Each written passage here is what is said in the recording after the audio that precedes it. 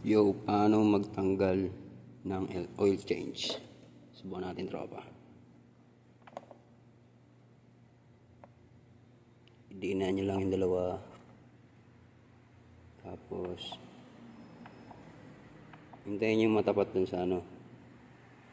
Tapos merong negative 25. Pindutin nyo lang yung set. Tapos P. Tapos select. Ay, mali. Isa pa. Yan. Isa pa. Diinan nyo lang ng yung dalawa. Tapos, hanapin nyo lang yung negative.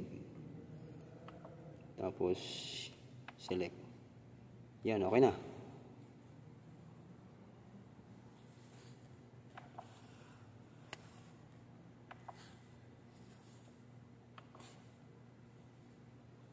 Okay na yan. Wala na. Ganun lang ka-basic, tropa. Okay.